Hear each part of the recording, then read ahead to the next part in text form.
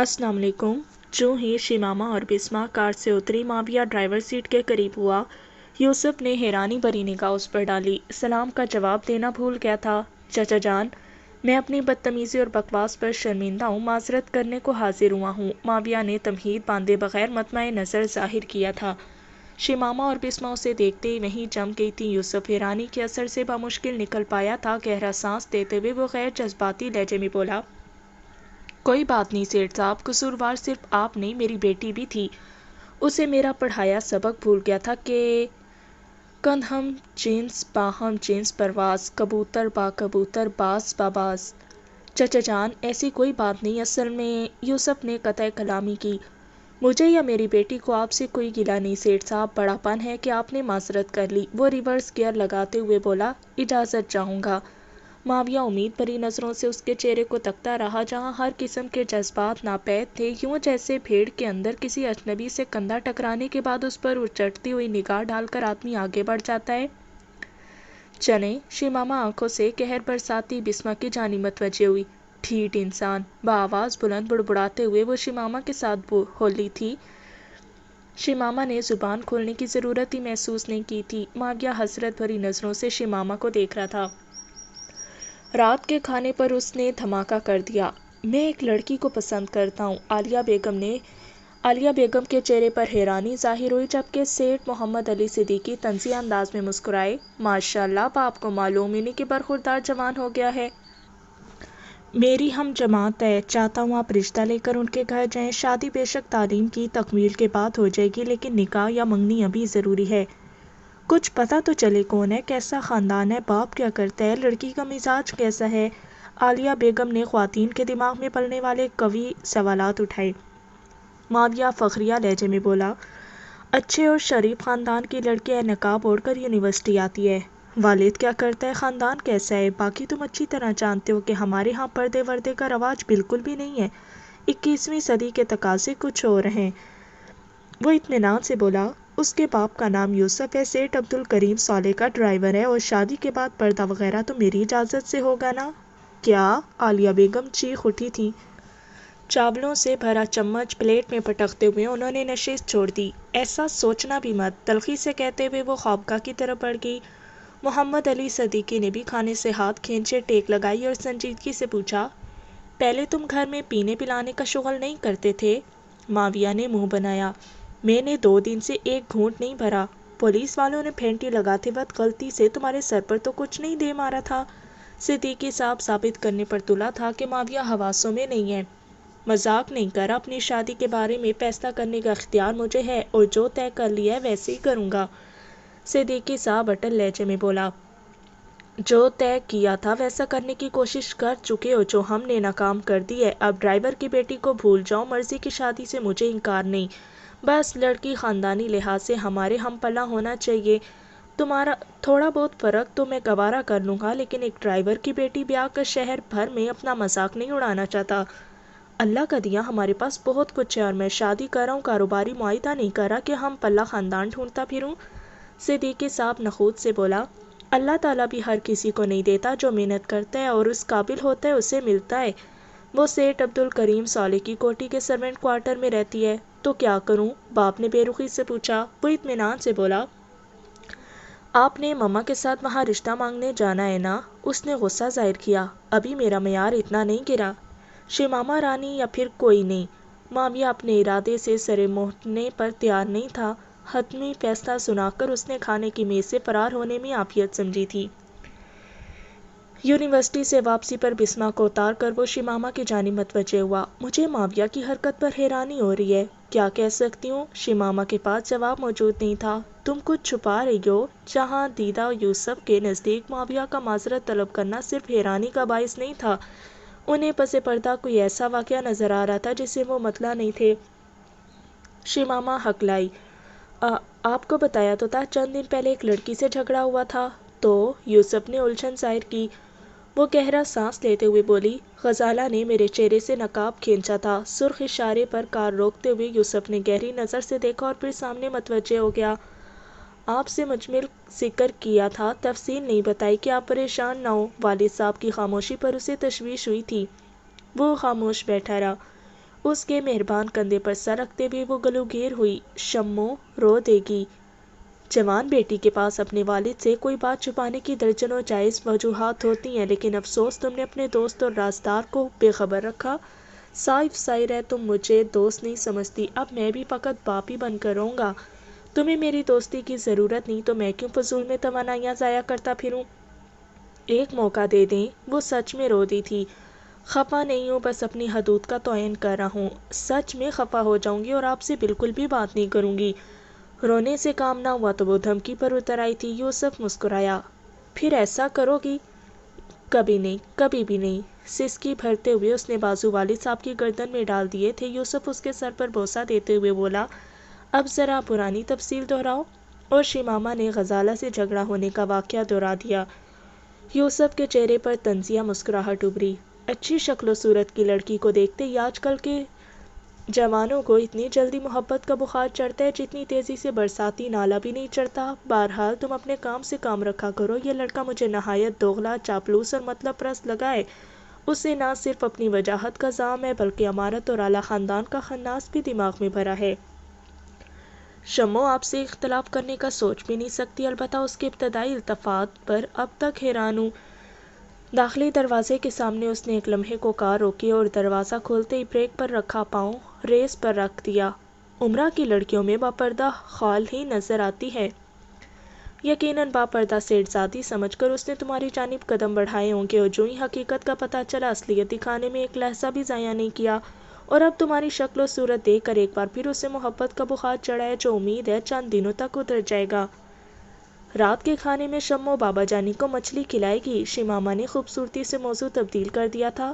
جانتا ہوں مچھلی کا شوقین کون ہے۔ یوسف کے چہرے پر شفقت بھری مسکراہٹ ابھری۔ لیکن افسوس کہ میں سیٹھ صاحب کے ساتھ حیدرآباد جا رہا ہوں اور واپسی کل ہوگی۔ انشاءاللہ کل کھائیں گے۔ والد کو اللہ حافظ کہہ کر شیماما نے بیگ اٹھایا اور کوارٹر کی طرف بڑھ گئی۔ یوسف پہلی بار نہیں چاہ رہا تھا کہ اسے حیرانی ہوتی۔ رات کو وہ بسمہ کو کال پر بتا رہی تھی، صبح یونیورسٹی نہیں آؤں گی، ابو جان سیٹھ صاحب کے ساتھ شہر سے باہر گئے ہیں، کل ہی واپسی ہوگی، اور میں بسوں رکشوں وغیرہ میں دھکے کھانے پر تیار نہیں۔ بسمہ کراہی، جتنے ظلم کر سکتی ہو کر لو شمو رانی، لیکن یاد رکھنا ایک دن اللہ پاک کو جان دینا ہے۔ کیا منہ لے کر اس کے حضور جاؤ گی؟ کیا پاک پروردگار پوچھے گا نہیں کہ تمہیں ایک معصوم بندی کے دوپہر کے رزق کا ضامن بنایا گیا تھا؟ کیوں لاغرضی برتی؟ سوچو کیا جواب دو گی؟ اللہ کے لیے بسمہ کبھی تو سنجیدہ ہو جایا کرو، شیماما نے کہکا لگایا۔ ہنس لو، وقت پڑنے پر معلوم پڑ جائے گا کہ کسی غریب کے پیٹ پر لات مارنا گناہ کبیرہ کا کون سا درجہ ہے۔ شیماما ترکی بترکی بولی، معصوم کے ہاتھوں سلامت ہے، گھر میں کھانے پکانے کا سامان موجود ہے، 2 منٹ چولہے کے سامنے کھڑے ہونے پر مر نہیں جاؤ گی، اور میں ایک دن کی چھٹی کر رہی ہوں، مستقل گھر نہیں بیٹھ رہی، فکر نہ کرو، کل کے پراٹھے کی قضا پرسوں کر دوں گی۔ بسمہ جلدی سے بولی، ٹھیک ہے کل روزہ رکھ لیتی ہوں۔ شیماما کھلکھلائی، یہ بہتر ہے، اور اجازت دو تھوڑی پڑھائی کر لوں۔ بسمہ طنزیہ انداز میں بولی، شاید اول آنے کی تیاری ہو رہی ہے۔ نہیں، فیل ہونے سے بچنے کی تگدو میں ہوں، اتنی مہنگی یونیورسٹی کی فیس سیٹھ صاحب کے پلے سے ادا ہو رہی ہے، فیل ہو گئی تو جواب دہی مشکل ہو جائے گی، اور میں نہیں چاہتی ان کے سامنے ابو جان کی سبکی ہو۔ پھر تو مجھے بھی تیاری کرنا چاہیے، اللہ حافظ، گھبراتے ہوئے انداز میں کہہ کر بسمہ نے رابطہ منقطع کر دیا تھا۔ شیماما ہنستے ہوئے کتاب کی جانب متوجہ ہو گئی۔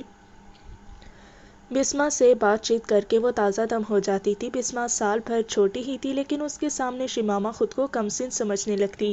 اسکول کالج میں بھی اس کی کافی لڑکیوں سے دوستی رہی تھی، لیکن ان میں کوئی بھی بسمہ کی طرح خوش اخلاق، مخلص اور مزاحیہ نہیں تھی۔ تھوڑی دیر پڑھائی کے بعد اسے والد کی یاد ستانے لگی۔ ماویہ کو ملنے کے بعد اس نے چند بار اپنے والد صاحب کو اندھیرے میں رکھنے کی کوشش کی تھی، جس پر کئی بار ضمیر اسے متون کر چکا تھا۔ آج گزشتہ تمام باتیں اس کے سامنے دہرانے کے بعد وہ سکون محسوس کر رہی تھی۔ بلا شک و شبہ اسے اپنے بابا جانی سے بے انتہا محبت تھی، اور کیوں نہ ہوتی کہ یوسف نے باپ کے ساتھ اور بھی کئی رشتوں کا خلا پور کیا تھا۔ والدہ کی وفات کے بعد اس نے کبھی شیماما کو ڈانٹنا تو کیا، سخت لہجے میں بات بھی نہیں کی تھی۔ وہ ہمیشہ اس کی ضروریات نہیں خواہشات کو پورا کرنے پر کمر بستہ رہا تھا۔ والد بیٹی کا رشتہ تو ایسا ہے کہ والد کی زیادتیوں پر بھی بیٹیاں تعریفیں کر کر نہیں تھکتیں۔ سسرال میں سونے کا نوالہ کھا کر بھی والد کی روکھی سوکھی کو نہ صرف اس سے بہتر بتاتی ہیں بلکہ دل سے بھی سمجھتی ہیں۔ کتاب بند کر کے وہ والد کو کال ملانے لگی۔ سلام دعا کے بعد یوسف چہکا، یقیناً شمع رانی کو میری کمی محسوس ہو رہی ہوگی۔ وہ شوخی سے بولی، نہیں جی، کال کرنے کا مقصد بس خانہ پوری ہے۔ آپ کی بچگانہ عادات سے اچھی طرح واقف ہوں، جانتی ہوں کہ کال نہ کی تو اگلے دن منہ سجایا ہوگا، ڈھنگ سے بات بھی نہیں کریں گے اور شاید مچھلی لانا بھی اہتمام سے بھلا دیں۔ ہماری بلی ہمیں کو میاؤں، وہ کہکا لگا کر ہنسی۔ کچھ جھوٹ کہا ہے، اس نے ناراضگی کا اظہار کیا۔ ٹھیک ہے، مہینہ بھر یہیں رہنے کی کوشش کرتا ہوں تاکہ تمہیں میری اہمیت کا تو پتہ چلے، وہ بے پرواہی سے بولی۔ مہینہ نہیں، سال لگا لیں، البتہ پتہ لکھوا لیں تاکہ صبح پہلی بس میں بیٹھ کر ادھر کا رخ کروں۔ یوسف نے کہکا لگایا، بس اتنی جرأت تھی؟ اتنی بھی نہیں ہے بابا جانی، آج گھر قبرستان لگ رہا ہے، اتنا سنسان، اتنا ویران کہ بتا نہیں سکتی۔ وہ جذباتی ہو گئی تھی۔ یوسف بولا، اور جب شمع رانی کی شادی ہو جائے گی؟ وہ بے پرواہی سے بولی، شادی کرنا اتنا بھی ضروری نہیں ہے، بس بس، زیادہ ڈرامہ بازی کی ضرورت نہیں ہے۔ وہ اسے چھیڑنے لگا۔ باپ بیٹی کافی دیر گپیں ہانکتے رہے، یہاں تک کہ یوسف ہی نے جمائی لیتے ہوئے اسے آرام کا مشورہ دیا تھا۔ رابطہ منقطع کر کے اس نے گھڑی پر نگاہ دوڑائی۔ رات کے 11 بج رہے تھے۔ نیند آنکھوں سے کوسوں دور تھی۔ نصابی کتاب بند کر کے وہ ریک کی طرف متوجہ ہوئی۔ سرسری نظر دوڑا کر اس نے پڑھنے کو ایک کتاب پسند کی اور تکیے سے ٹیک لگا لی۔ وہ زیادہ دیر مطالعہ نہیں کر سکی تھی۔ موبائل فون کی گھنٹی نے متوجہ کیا۔ اسکرین پر نگاہ دوڑاتے ہی دل عجیب انداز میں دھڑکنے لگا تھا۔ معاویہ کی کال تھی۔ سرخ بٹن دبا کر وہ دوبارہ کتاب کی طرف متوجہ ہوگی۔ 2-3 منٹ کے وقفے کے بعد پیغام کی گھنٹی بجی۔ اس نے بیزاری سے پیغام کھولا۔ پلیز شمامہ، مجھ سے بات کرو، دیکھو میں شرمندہ ہوں، اپنی غلطی کا اعتراف کرتا ہوں، پلیز مجھے معافی مانگنے کا موقع تو دو۔ وہ بمشکل پیغام پڑھ پائی تھی کہ دوبارہ گھنٹی آنے لگی۔ رابطہ منقطع کر کے اس نے فوری طور پر اس کے موبائل فون نمبر کو بلاک کر دیا۔ نہ تو اس کے بیہودہ پیغامات پڑھنے کی شوقین تھی اور نہ اس کا کال کرنا گوارا تھا۔ سماعتوں میں اب تک اس کا زہریلا لہجہ گونج رہا تھا۔ لاکھ بھلانے کی کوشش کرنے کے باوجود وہ کامیاب نہیں ہو پائی تھی۔ بکواس بند کرو، بھاڑ میں جاؤ تم اور تمہارے ڈرائیور بابا، حد ہوتی ہے بے شرمی و بے حیائی کی۔ بڈھے، تم اپنی بیٹی کو لگام نہیں دے سکتے، اس بد شکل کو برقع پہنا کر امیر لڑکوں کو پسانے پر لگایا ہوا ہے۔ تمہاری یہ جرأت کہ معاویہ پر ہاتھ اٹھاؤ، 2 ٹکے کی بد چلن عورت۔ بیٹا کہا تو تھوبڑا توڑ دوں گا۔ چند ٹکے کے ڈرائیور ہو، اپنی حیثیت پہچان کی زبان کھولا کرو۔ تم جیسوں کو ڈرائیور رکھنا بھی میں توہین سمجھتا ہوں۔ احمق بڈھے، آوارہ، بدکار، بازاری، بدشکل گھناؤنی کی منحوس صورت دیکھو اور معاویہ علی صدیقی سے شادی کے سپنے دیکھو۔ بھیک مانگنے والوں کے بھی کچھ اصول و ضوابط ہوتے ہیں۔ امیر لڑکے کو پھانس کر کوٹھی بنگلے کے سپنے دیکھنے والی لڑکیاں اس خیرات کی مستحق نہیں ہوتی۔ اور اسی پر اکتفا نہیں، وہ بعد میں بھی اسے ذہنی اذیت پہنچاتا رہا تھا۔ ایسے گھٹیا شخص سے واسطہ تعلق تو درکنار، وہ اس کے بارے میں سوچنا بھی نہیں چاہتی تھی۔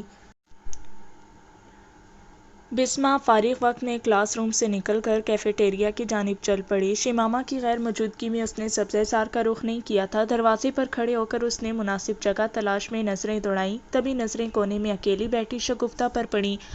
چائے پیتے ہوئے وہ کسی گہری سوچ میں گم لگتی تھی۔ بسمہ اس کی طرف بڑھ گئی۔ بیٹھ سکتی ہوں؟ پوچھنا ضروری سمجھا تھا۔ شگفتہ چونکی اور کچھ کہے بنا سر کو اسباتی جنبش دی۔ بہرے کو چائے کا بتا کر اس نے گفتگو کا آغاز کیا۔ میرا نام بسمہ ہے۔ شگفتہ کے چہرے پر بے چینی ظاہر ہوئی۔ مجھ سے کوئی کام؟ اگر برا نہ لگے تو تھوڑی سی معلومات درکار تھیں۔ بسمہ نے لمبی چوڑی تمہید نہیں باندھی تھی۔ شگفتہ نے منہ بناتے ہوئے کندھے اچکائے، اسے حیرانی ہوئی تھی۔ اس دن آپ معاویہ علی صدیقی کے ساتھ شاید پیسوں کے معاملے میں جھگڑ رہی تھی۔ بعد میں غالباً اس نے تمام رقم واپس بھی کر دی تھی، اور جہاں تک میں سمجھتی ہوں آپ کا برتاؤ کافی توہین آمیز تھا۔ شگفتہ کی حیرانی غصے میں تبدیل ہوئی۔ کسی کی ذاتیات میں دخیل ہونا بد تہذیبی ہی نہیں، بیہودگی بھی ہے۔ بسمہ نے بات سنبھالی۔ معافی چاہتی ہوں مس شگفتہ، لیکن میرا مقصد نہ تو اذیت پہنچانا تھا اور نہ آپ کا مذاق اڑانا۔ شگفتہ کی آنکھوں میں شب کی پرچھائیاں ابھریں۔ کب سے میری ٹو میں ہو اور تمہیں میرا نام کیسے معلوم؟ وہ آپ سے تم پر آ گئی تھی۔ درشت لہجے کو ہضم کرتے ہوئے بسمہ نے خوش دلی سے جواب دیا۔ معاویہ نے آپ کو شگفتہ احسان کہہ کر مخاطب کیا تھا اور آپ کی ٹو میں نہیں لگی۔ مجھے بس معاویہ کی اصلیت معلوم کرنا ہے، سمجھ لو ایک معصوم لڑکی کی زندگی کا سوال ہے۔ شگفتہ نفرت سے بولی، کسی معصوم لڑکی کا گھٹیا لڑکے سے کیا کام؟ اور وہ معصوم لڑکی تمہارے علاوہ کوئی اور ہے تو جان لو کہ اب تک معصوم نہیں رہی ہوگی۔ کیا مطلب؟ حیران ہونے کی باری بسمہ کی تھی۔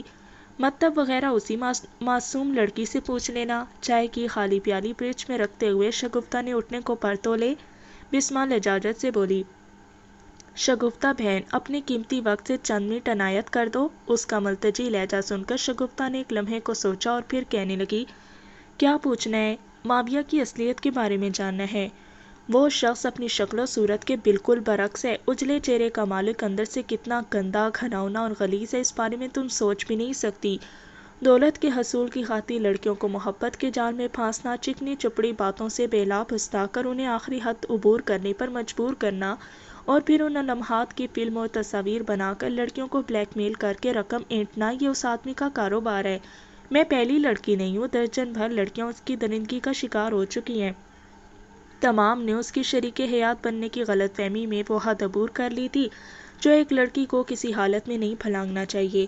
اسے نہ صرف دولت کی ہوس ہے بلکہ وہ خوبصورت لڑکیوں کو داغدار کرنے کا بھی شوقین ہے۔ اس زمن میں معصوم و بھولی بھالی صورت کا اس کا بہترین ہتھیار ہے۔ اور یہ تو تمہیں اچھی طرح معلوم ہوگا کہ ہم لڑکیاں کتنی احمق و بے وقوف ہوتی ہیں۔ پیار کے دو بول سن کر آنکھیں بند کر کے سب کچھ ہار جاتی ہیں، اور جب آنکھیں کھلتی ہیں تو تباہی و بربادی کے سوا کچھ نظر نہیں آتا۔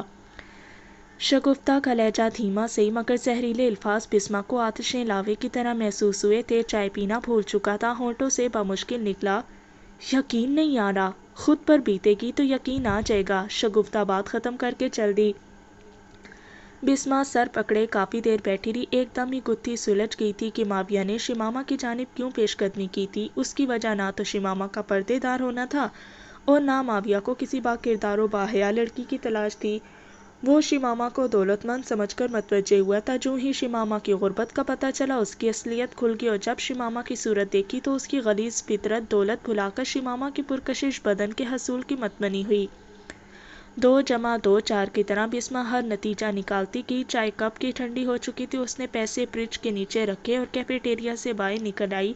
پڑھنے کو بالکل ہی دل نہیں کر رہا تھا، اس نے گھر واپسی کو ترجیح دی تھی۔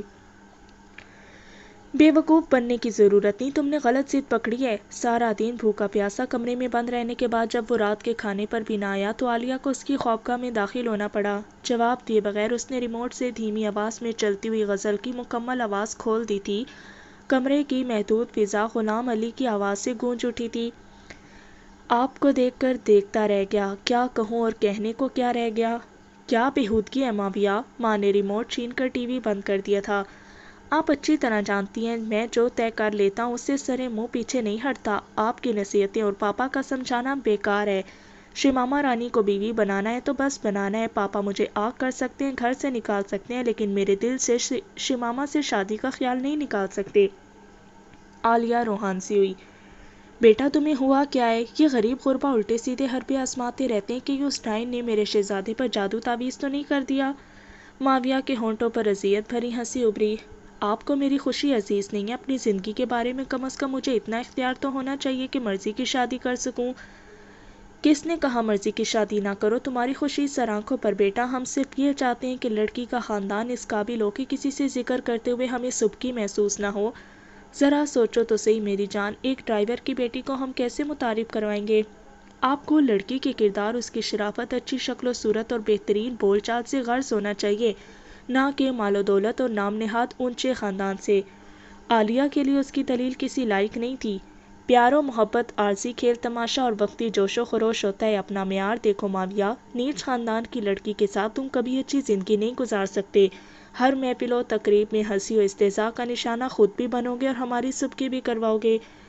وہ لڑکی بھی اس ماحول میں ضم نہیں ہوگی۔ خدا را عقل کے ناخن لو، فضول ضد میں ہمارا سکون برباد نہ کرو۔ ماویہ ضد جوا، برہمن، کھشتری، ویش، شودر کا تصور ہندو مت میں ہے، اسلام میں اس کی گنجائش نہیں، اور کسی کا غریب ہونا اس کے نیچ یا ذلیل ہونے پر دلالت نہیں کرتا۔ عالیہ قطعیت سے بولی، ایسا ہونا ممکن نہیں ہے۔ خواہ مخواہ کی ضد میں نہ خود کو ہلکان کرو اور نہ ہمیں اذیت دو۔ ماویہ نے جواب دینے کے بجائے سر کے نیچے سے تکیہ نکالا اور چہرے پر رکھ لیا۔ عالیہ نے امید بھرے لہجے میں پوچھا، کھانا لے آؤں؟ بھوک نہیں ہے، تھوڑا سا تو کھا لو۔ چہرے سے تکیہ ہٹا کر وہ اس کے بالوں میں انگلیاں پھیرنے لگی۔ وہ عجیب انداز میں بولا، میرے ایک کلاس فیلو کے بھائی نے اس وجہ سے خودکشی کر لی تھی کہ والدین پسند کی شادی میں رکاوٹ ڈال رہے تھے۔ تیرے منہ میں خاک، وہ تڑپ اٹھی تھی۔ ممی جان آرام کریں۔ اس کا ہاتھ بالوں سے ہٹا کر ماویہ نے دوبارہ تکیہ سر پر رکھا اور کروٹ تبدیل کر کے پیٹھ موڑ لی۔ عالیہ چند لمحے دکھی نظروں سے گھورنے کے بعد باہر نکل گئی۔ تھوڑی دیر بعد وہ سیٹھ محمد علی صدیقی کا سامنا کر رہا تھا۔ انہوں نے چھوٹتے ہی پوچھا، برخوردار، سنا ہے خودکشی کی دھمکیاں دے رہے ہو؟ ماویہ نے نفی میں سر ہلایا۔ نہیں پاپا، ایک واقعے کا ذکر کیا تھا۔ ماما کچھ اور سمجھ بیٹھی۔ صدیقی صاحب نے موضوع تبدیل کیا، جیب خرچ میں کتنا اضافہ چاہتے ہو؟ نفی میں سر ہلایا کہ جیب خرچ بڑھوانے سے دلچسپی نہیں تھی۔ سپورٹس کار کا نیا ماڈل بھی مارکیٹ میں آ چکا ہے اور سوئٹزرلینڈ یا پیرس میں ایک ہفتہ گزارنا بھی تمہیں دماغی فتور سے نجات دلانے میں مفید ثابت ہوگا۔ سیٹھ محمد علی صدیقی نے لالچ دینا جاری رکھا تھا۔ ماویہ کے ہونٹوں پر پھیکی مسکراہٹ نمودار ہوئی۔ یہ سب منوانے کو مجھے کسی بہانے کی ضرورت نہیں تھی۔ کچھ باتوں پر سمجھوتا کرنا ذرا مشکل ہوتا ہے۔ تم جوا کھیلتے ہو، شراب نوشی کرتے ہو، لڑکیوں سے غلط تعلقات رکھتے ہو، آوارہ گردی کرتے ہو، فضول خرچی کرتے ہو، وغیرہ وغیرہ۔ ان تمام باتوں کو نظر انداز کرنا اس لیے آسان تھا کہ ہمارے طبقے میں یہ نوجوانوں کے شوق ہوتے ہیں اور وقت گزرنے کے ساتھ ساتھ ان میں صرف وہ شوق باقی رہتے ہیں جو انسان کی فطرتی ضرورت ہوتے ہیں۔ لیکن شادی ایک مستقل معاہدہ ہے۔ یہ لڑکی لڑکے کا نہیں، دو خاندانوں کے ملاپ کا نام ہے۔ سوچو، ایک ڈرائیور محمد علی صدیقی کا سمدی ہوگا، اس کی بیوی جو شاید سیٹھ عبدالکریم صالح کے گھر میں خانسامہ ہو وہ عالیہ علی صدیقی کی سمدن ہوگی، اور یہ تعلق عارضی نہیں مستقل ہوگا۔ میرے پوتوں پوتیوں کے نانا نانی کسی دوسرے کے گھر میں نوکر ہوں گے۔ ذرا سوچو یار، یہ ہماری ناک کاٹنا نہیں، معاشرتی تعلقات کا گلا گھونٹنا ہے۔ تم جب اور جس سے چاہے شادی کرو، مجھے کوئی اعتراض نہیں، بس اتنی درخواست کروں گا، لڑکی کا خاندان ایسا ہو کہ تمہارے والدین منہ چھپاتے نہ پھریں۔ کیا محبت ایک سے اور شادی دوسرے سے کی جا سکتی ہے؟ ماویہ نے اپنے تئیں باپ کو لاجواب کرنا چاہا۔ سیٹھ محمد علی کے والد کے چہرے پر تبسم نمودار ہوا۔ محبت کے جنازے کا نام شادی خانہ آبادی ہے۔ تم ڈرائیور کی بیٹی سے محبت کرو یار، وہ جس حد تک جا سکتی ہے لے جاؤ۔ رات کو لمبی لمبی کالیں کرو، دن کو سیر سپاٹے کرو، اچھے ہوٹلوں میں لے جا کر کھانے وغیرہ کھلاؤ، شاپنگ کراؤ۔ اگر اسے گھر سے اجازت مل سکتی ہے تو بے شک بیرون ملک سے گھما لاؤ، لیکن اس سے شادی نہ کرو، اور شروع دن سے اس کے دماغ میں بٹھا دو کہ شادی تم والدین کی مرضی سے کرو گی، کیونکہ اس کے برعکس ہونے کی صورت میں تمہیں آگ کر دیا جائے گا۔ وہ ایسی لڑکی نہیں ہے، سیٹھ محمد علی نے کہکا لگایا۔ یار محبت کسی ایسی لڑکی سے کرو نا۔ ماویہ بے بسی سے بولا، محبت کسی اختیاری جذبے کا نام تو نہیں ہے نا؟ بکواس، محبت بس دماغی خلل کا نام ہے۔ جو لڑکی شکل و صورت اور جسمانی خال و خط سے پرکشش ہو، اس سے محبت کرنے والے ہزاروں لاکھوں مل جاتے ہیں، اور جو لڑکی بدصورت یا قبول صورت ہو، اس کا عاشق ڈھونڈنے سے نہیں ملتا، اسے محبت نہیں جنسی تقاضے کا نام دو تو بہتر رہے گا۔ جوانی میں نے بھی 9-10 لڑکیوں سے طوفانی عشق کیا تھا۔ میری آخری محبت سبیحہ تھی، ایک کلرک کی بیٹی، اور اس کے بعد میں نے والدین کی مرضی سے شادی کر لی۔ دیکھ لو کتنی کامیاب زندگی گزار رہا ہوں۔ پچھلے دنوں سبیحہ ملی تھی، بیٹے کی بے روزگاری کا رونا رو رہی تھی۔ میں نے اس کے بیٹے کو نوکری پر رکھ لیا، دعائیں دے دے کر نہیں تھک رہی تھی۔ مجھے دعوت پر بھی بلایا، لیکن مصروفیات کا بہانہ کر کے میں نے جان چھڑا لی، ورنہ سبیحہ وہ لڑکی تھی کہ جب تک میں رات کو 3-4 گھنٹے کال پر بات نہ کر لیتا سو نہیں سکتا تھا۔ اور کیا منہ کھلواتے ہو یار، میری سیکرٹری مس سونیا ایک اور محبوبہ لبنہ کی بیٹی ہے۔ لبنہ بھی سفید پوش خاندان سے تعلق رکھتی تھی۔ جوان بیٹی کو نوکری دلانے کو اسے بھی میری یاد آئی۔ میں نے بھی مایوس نہیں کیا۔ یقین مانو سونیا مجھے باس نہیں انکل سمجھتی ہے، اور میرا ہر کام نہایت خلوص اور محبت سے سر انجام دیتی ہے۔ دیکھ لو اب تک پرانی محبتیں نبھا رہا ہوں، خدا بھی راضی، لوگ بھی خوش۔ ماویہ کے وہم و گمان میں بھی نہیں تھا کہ والد اسے لاجواب کر دے گا۔ ماویہ کے پاس لے دے کے ایک ہی دلیل بچی تھی کہ وہ شمامہ کے بغیر زندگی گزارنے کا تصور بھی نہیں کر سکتا، اور یہ دلیل نہیں ہٹ دھرمی تھی۔ اور حقیقت تو یہ ہے کہ محبت ہونے کے بعد دل ہمیشہ ہٹ دھرمی پر اتر آتا ہے۔ کوئی منطق، دلیل، برہان اور سمجھداری کی بات پلے نہیں پڑتی، اس کی ایک ہی رٹ ہوتی ہے، مجھے وہ چاہیے اور بس۔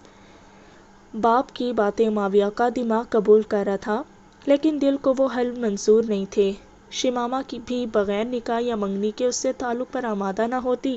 مختصر تعلق کے باوجود ماویہ اس کی فطرت سے آگاہ ہو گیا تھا۔ مرد و عورت کی دوستی کا تو اس کے ہاں تصور ہی نہیں تھا۔ اسے مسلسل سوچ میں ڈوبا دیکھ کر سیٹھ محمد علی نے پوچھا، کیا کہتے ہو؟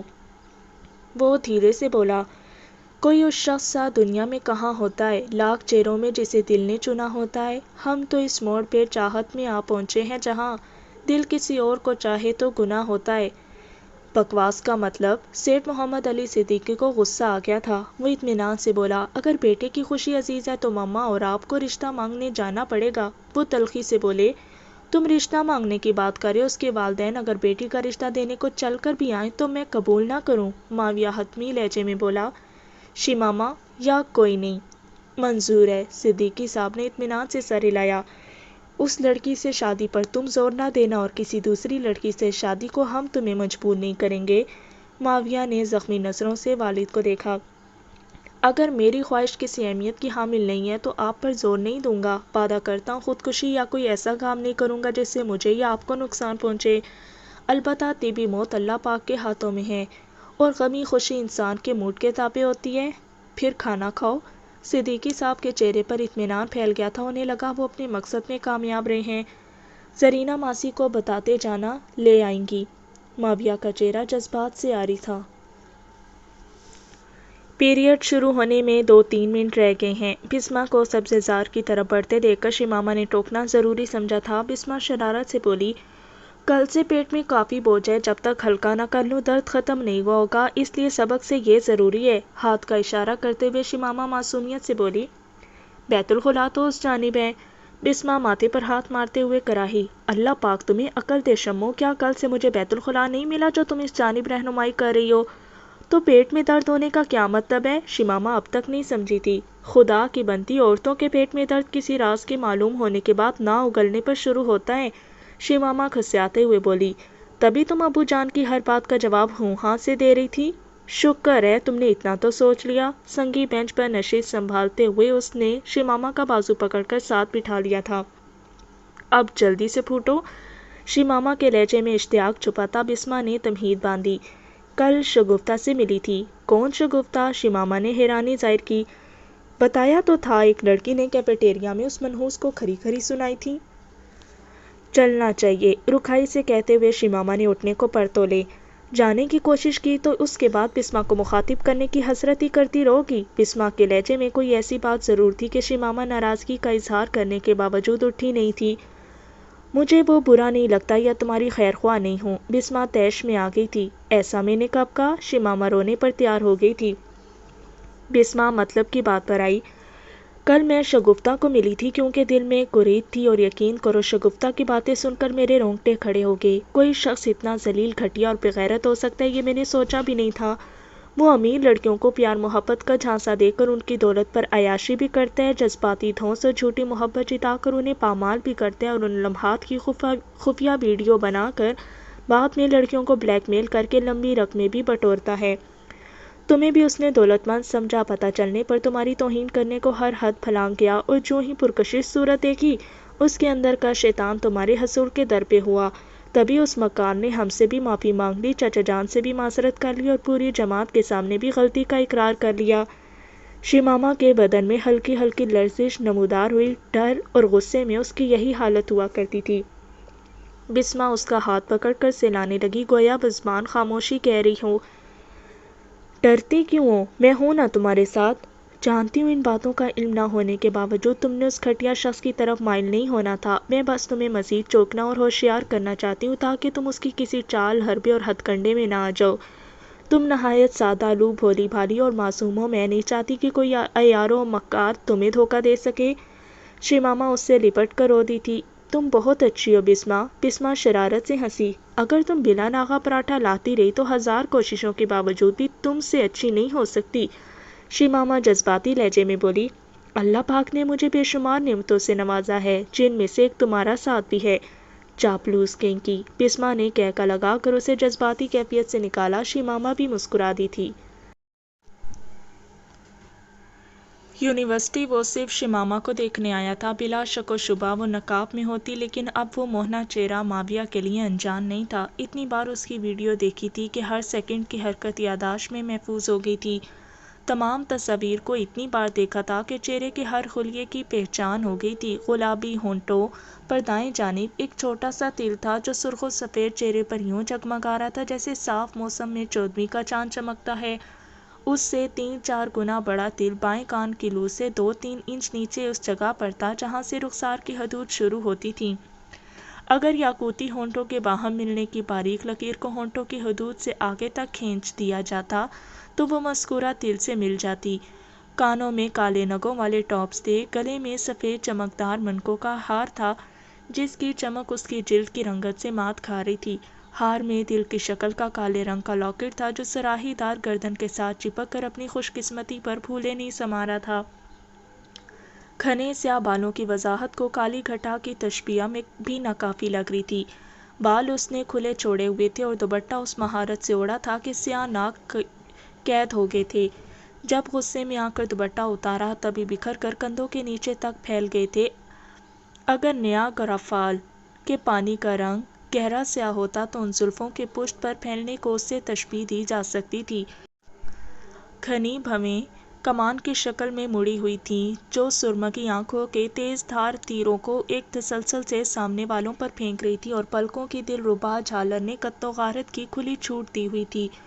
وہ اونچے قد اور چھریرے قامت کی تھی، جسمانی نشیب و فراز کھلے گاؤن میں مستور تھے، لیکن جب اس نے گاؤن اتار پھینکا تب پتہ چلا کہ گاؤن نے کیا قیامت چھپائی ہوئی تھی۔ کھلا ہونے کے باوجود کالے رنگ کی قمیض چند مقامات پر مزید کپڑے کی متغاضی نظر آ رہی تھی۔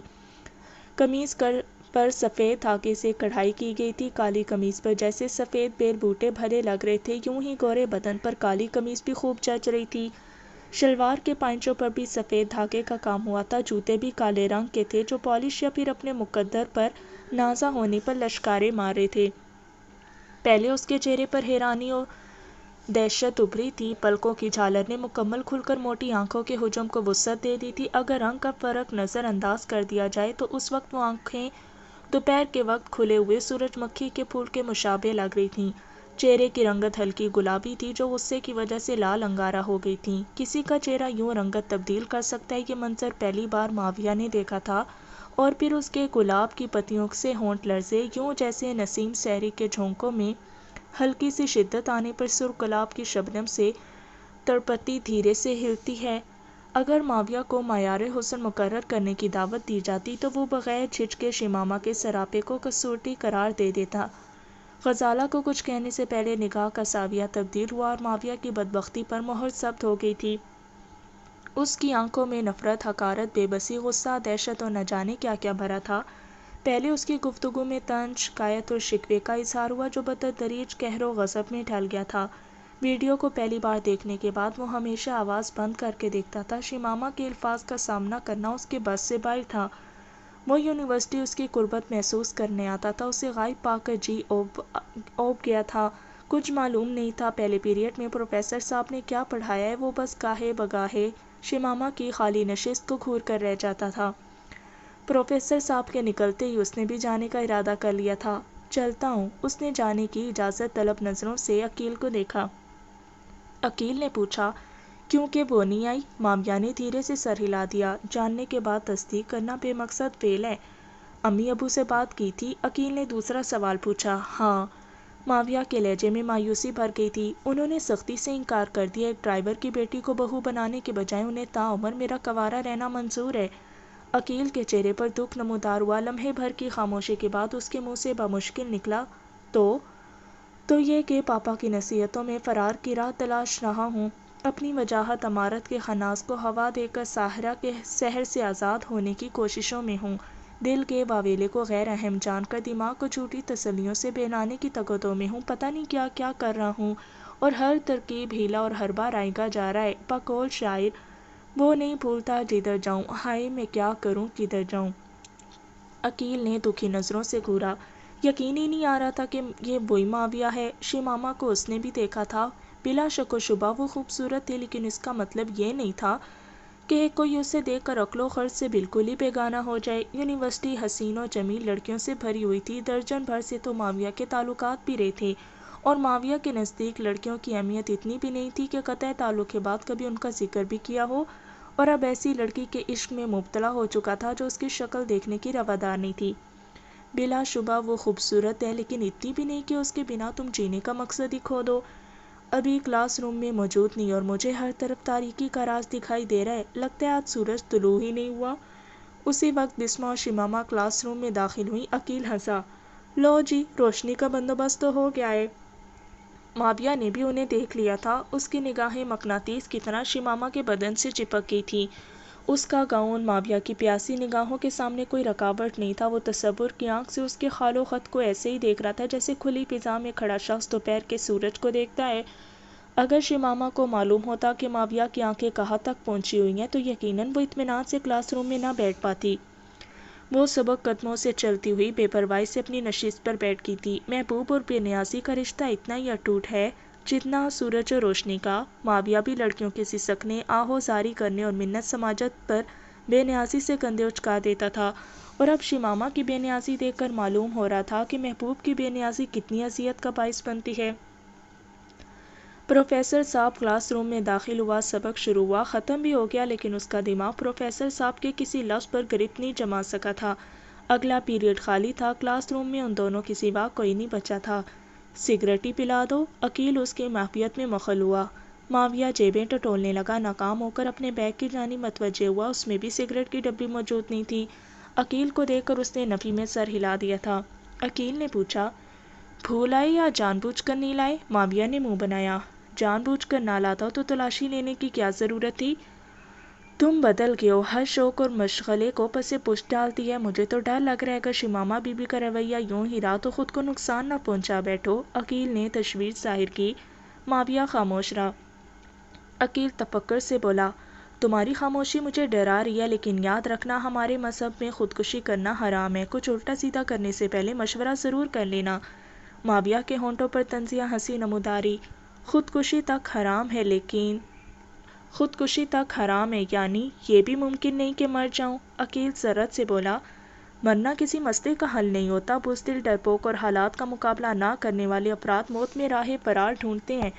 अगर आर्जी ज़िंदगी के इख्तिताम के बाद एक नई ज़िंदगी का आगाज़ ना होता तो खुदकुशी को मसाइल के हल में आखिरी इंतखाब की जगह मिल सकती थी, लेकिन आखिरत की ज़िंदगी तो हमारे ईमान का जुज़ है, और अपनी जान लेकर दायमी अज़ाब की ख़रीदारी यकीनन बहुत घाटे और ख़सारे का सौदा है। मालूम नहीं था कि वालिदैन के अलावा भी किसी को मेरी इतनी फ़िक्र हो गई। माविया ने हंसने की नाकाम कोशिश की। अकील ने नशिस्त छोड़ते हुए कहा, आज अपनी जेब खर्च से तुम्हें कड़क सी चाय पिलवाता हूँ। माविया उसके हमरा खड़ा हो गया था। आजकल क्लब नहीं जा रहे? सिद्दीकी साहब उसे तवातर से खाने की मेज़ पर हाजिर पाकर पूछे बिना नहीं रह सका था। जी पापा। वो जवाब या वजाहत के बजाय एक किस्म का एतराफ़ था। क्यों? उसने खामोशी से कंधे उचका दिए कि वजह वालिद को मालूम थी। सेठ मोहम्मद अली ने तंज किया, साबित कर रहे हो कि तुम धुन के कितने पक्के हो? माविया उदासी से बोला, मेरी साबित कदमी मसले का हल नहीं है। अगर वालिदैन औलाद की खुशियों के कातिल बन जाएं तो औलाद को खामोश एहतजाज का हक होता है। सेठ मोहम्मद अली बोले, हमने एक बात तय कर ली थी।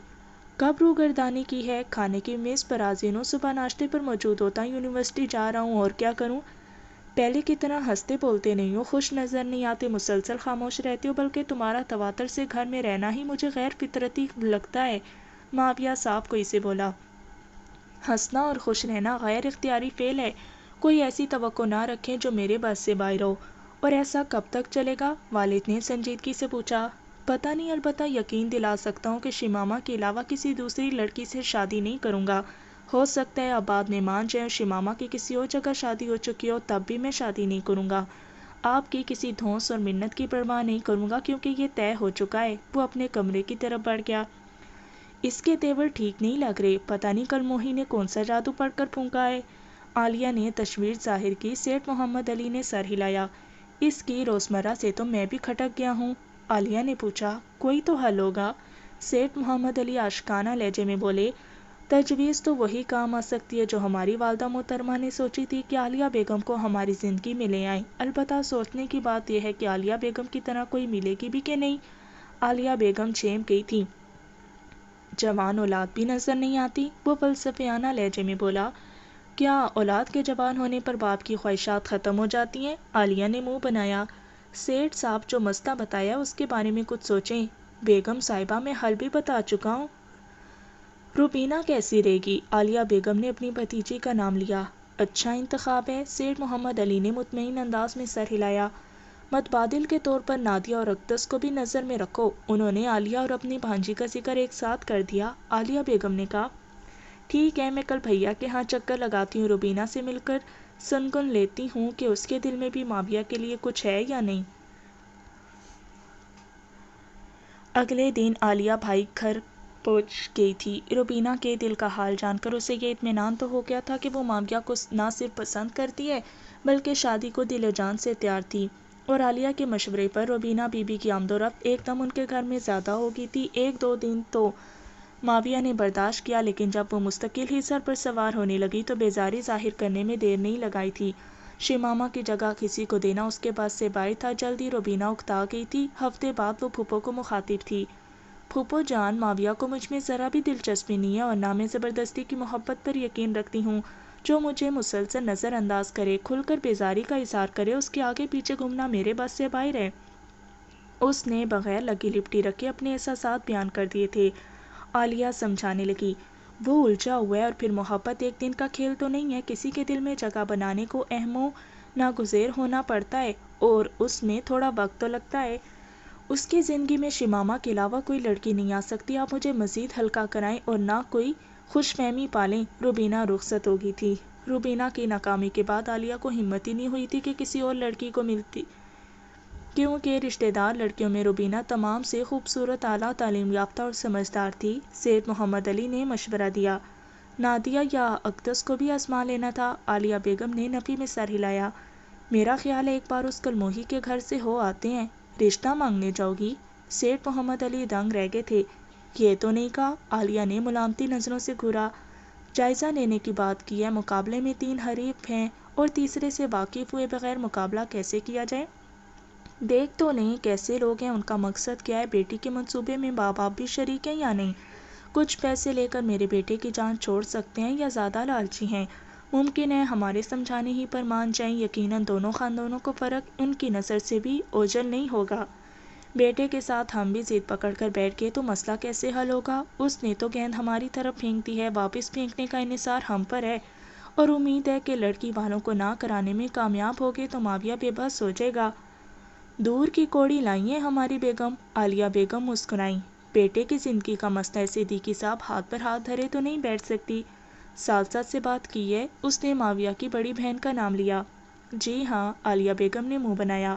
وہ بھائی والیہ الٹا مجھے نصیحتیں جھاڑنے لگی کہ زندگی ماویہ نے گزارنا ہے تو فیصلہ کرنے کا حق بھی اسے ہونا چاہیے۔ میں نے بھی تنبیہ کر دی کہ بھائی کے سامنے کچھ ایسا کہا تو مجھ سے برا کوئی نہیں ہوگا۔ محمد علی ہنسا۔ شاید اسی لیے کافی دنوں سے ملنے نہیں آ رہی۔ فی الحال اس کا نہ آنا ہی بہتر ہے۔ لاڈلے بھائی کی ٹولی میں شامل ہو کر اس کے مقدمے کو تقویت دینے کے علاوہ کیا کرے گی؟ کل چلتے ہیں، عالیہ نے طنزیہ انداز میں کہا۔ ہاں، کل شام کو چلیں گے کہ دن کو تو بیچارہ ڈرائیور سیٹھ صاحب کے آگے پیچھے پھر رہا ہوگا؟ سیٹھ محمد علی نے پوچھا۔ بیٹے کو بتاؤ گی؟ بولی، پہلے اس خاندان کے تیور تو دیکھ لیں، پھر بات کریں گے۔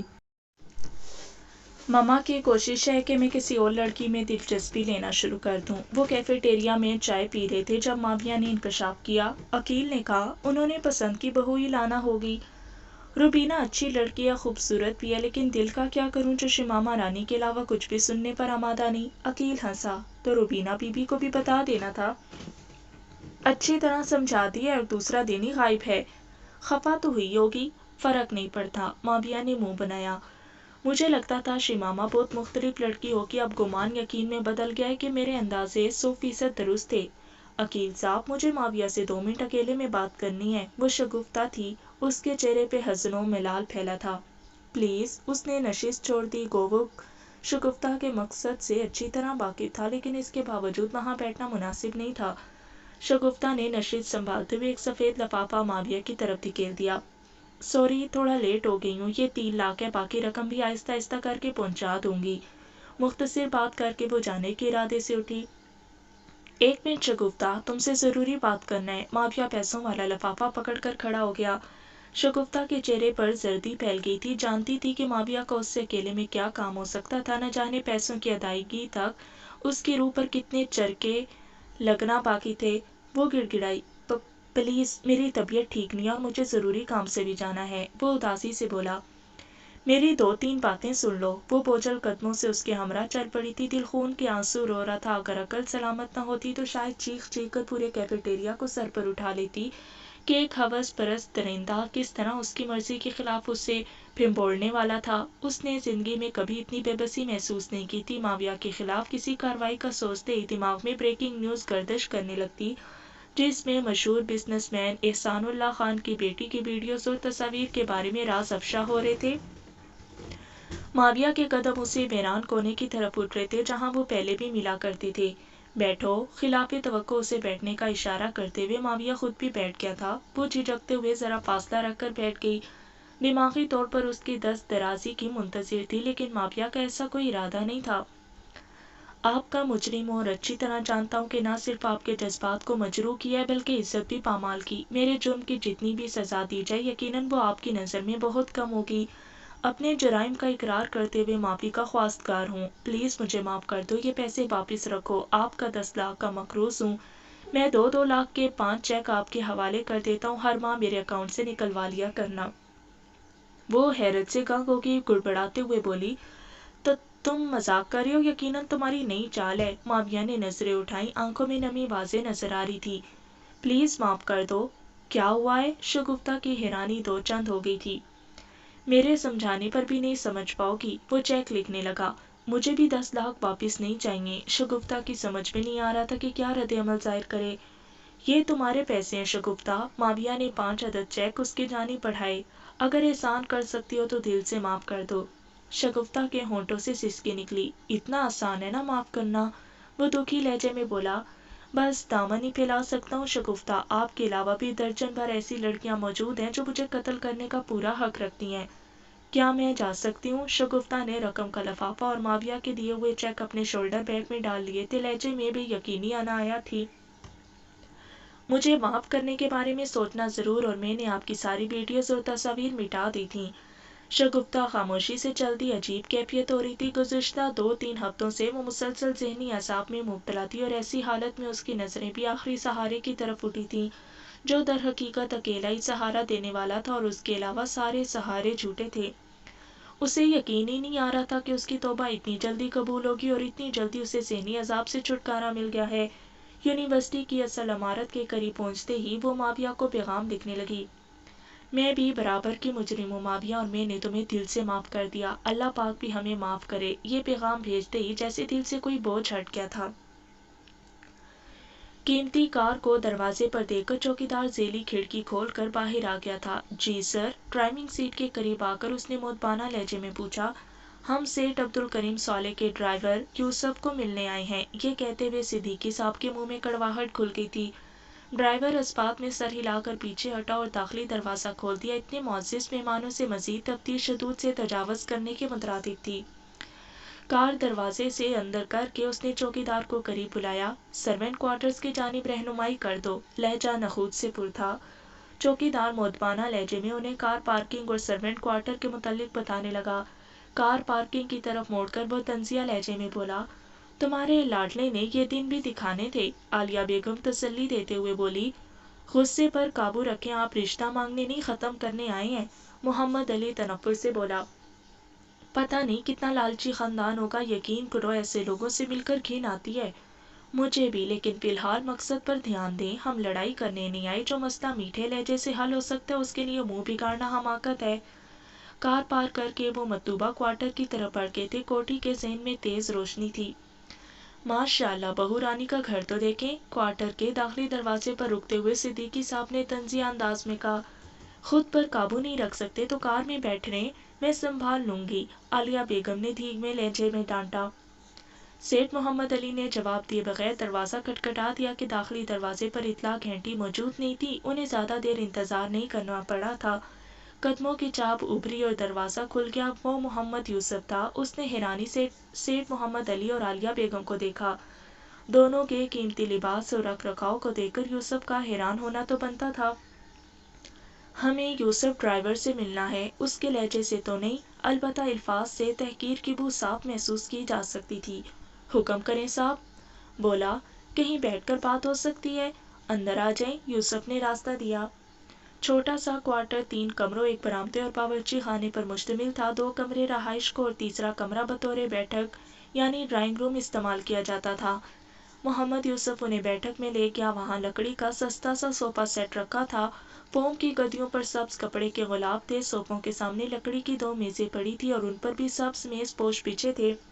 शीशे के 2 जग और 4 गिलास, ये साजो सामान बैठक की कुल कायनात था। अलबत्ता वहाँ सफाई नहायत बेहतरीन थी। बैठे मियाँ बीवी बज़ाहिर इत्मीनान से बैठ गए थे।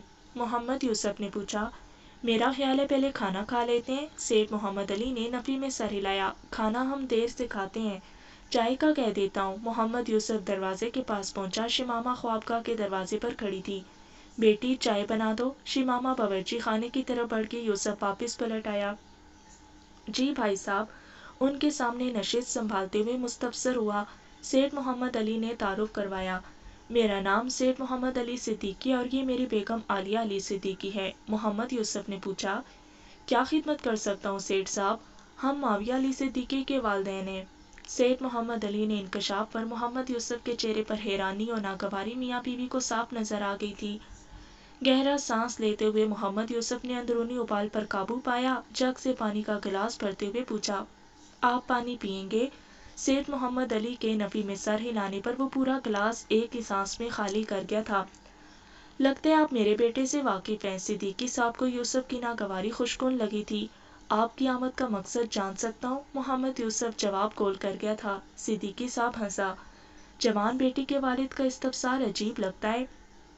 मोहम्मद यूसुफ साहब को इसे बोला, अफसोस से कहना पड़ रहा है कि आपको माजरत सुनना पड़ेगी। मेरी बेटी की तरबियत इस नहज पर नहीं हुई कि इतने बड़े घर की जिम्मेदारियां संभाल सके। सिद्दीकी साहब और आलिया बेगम की आंखें चारों के चेहरे पर खुशी जैसे सख्त हो गई थी। वो तो मोहम्मद यूसुफ को समझाने आए थे और वो उनसे माजरत कर रहा था। सिद्दीकी साहब बेतहाशा खुशी पर काबू पाता हुआ बोला, बीवी से मशवरा करें, बेटी से पूछे फिर इनकार करना। शिमामा ने आवाज दी, बाबा जान चाय तैयार है। मोहम्मद यूसुफ ने दरवाजे पर जाकर शिमामा के हाथ से चाय के बर्तन पकड़ लिए। चाय की प्यालियां उनके हवाले करते हुए मोहम्मद यूसुफ धीमे लहजे में बोला, क्या आपको लगता है कि एक ड्राइवर की बेटी इतने बड़े खानदान में जचेगी? आप जानने वालों के सामने खुले दिल से उसका तारुफ करा सकेंगे और औलाद होने के बाद अपने पोते पोतियों को हंसी खुशी छोटे से क्वार्टर में आने की इजाज़त देंगे? शायद उसने सिद्दीकी साहब के ख्यालात चुरा लिए थे। मसला हमारा नहीं, औलाद का है, और आप जानते होंगे जवान औलाद सिर्फ अपनी मनवा कर राजी होती है। तभी कह रहा हूँ कि एक बार अपनी बेटी से पूछ लें, बीवी से भी मशवरा कर लें। मोहम्मद यूसुफ का इरादा जानकर सेठ मोहम्मद अली के लहजे में एहतराम दराया था। बीवी तो रही नहीं और बेटी की कोई बात मुझसे पोशीदा नहीं है। आपके बेटे के बारे में हमारी तफसीली गुफ्तगू हो चुकी है। उसे वो किसी सूरत कबूल नहीं है। गो वो रिश्ता मांगने नहीं आए थे, लेकिन फिर भी आलिया बेगम को अपने बेटे का रद्द किया जाना बुरी तरह खुला था। भाई साहब, इतना खूबसूरत और बजी है मेरा बेटा, फिर भी आपकी बेटी इनकार कर रही है। क्या इसकी वजह कोई और लड़का है?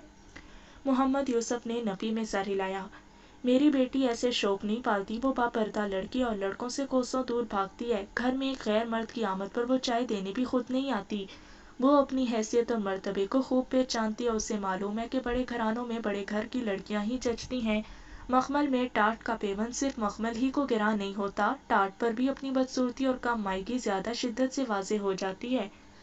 सेठ मोहम्मद अली तहसीन आमेज लहजे में बोला, बहुत समझदार बच्ची है, लेकिन जब वो पर्दा करती है फिर माविया से कैसे मिली और वो क्यों उससे शादी पर जोर दे रहा है?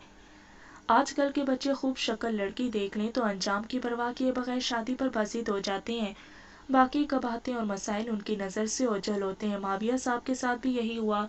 एक लड़की ने शिमामा से बदतमीजी करते हुए उसके चेहरे से निकाब खींचा। माविया ने शिमामा का चेहरा देख लिया और उजलत में ऐसा फैसला कर लिया जो दोनों खानदानों के लिए सरासर नुकसानदेह है।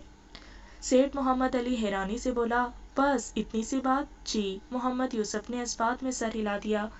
आलिया ने इश्तियाक जाहिर किया, हम आपकी बेटी को मिल सकते हैं? शिमामा, मोहम्मद यूसुफ ने वुसअते कल्बी का मुजाहरा करते हुए बेटी को आवाज़ दी। वो उसकी बेटी को बहू बनाने आए थे और बहू का मकाम बेटी जैसा होता है। चांद दरवाजे से तुलू हुआ। उसने सलीके से दुपट्टा ओढ़ा था। आलिया बेगम का दिल जोर से धड़का और अंदर से आवाज़ उठी कि माविया के साथ ऐसी ही लड़की सजेगी। मगर फिर नज़रों में शिमामा की हैसियत तेराई और दिल में उठने वाली तमन्ना अपनी मौत आप मर गई। अस्सलाम वालेकुम चचा जान, अस्सलाम वालेकुम खाला जान। उसने पहले सेठ मोहम्मद अली और फिर आलिया बेगम के सामने सर नीचा किया। आलिया बेगम ने उसके सर पर हाथ रखकर साथ ही बिठा लिया था। एक बात पूछूं बेटी? जी खाला जान, हम अपने बेटे का रिश्ता लेकर आए थे। وہ حیالود لہجے میں بولی، خالہ جان میں ساری گفتگو سن چکی ہوں، پاپا جان نے جو کچھ کہا ہے مجھے اس سے ذرا بھی اختلاف نہیں ہے۔ میرے بیٹے میں کوئی کمی ہے؟ عالیہ بیگم بظاہر گلہ کر رہی تھی مگر لہجے میں ذرا بھی دکھ نہیں تھا۔ وہ عجیب سے لہجے میں بولی، مجھ میں تو ہے نا۔ عالیہ بیگم کو چپ لگ گئی۔ شمامہ کی بات حقیقت کے خلاف نہیں تھی، لیکن اتنی تلخ حقیقت کو قبول کرنا ذرا مشکل ہی ہوتا ہے، خاص کر جب اچھے ماحول میں گفتگو ہو رہی ہو تو ایسی باتیں مربتاً ہی جھٹلا دی جاتی ہیں۔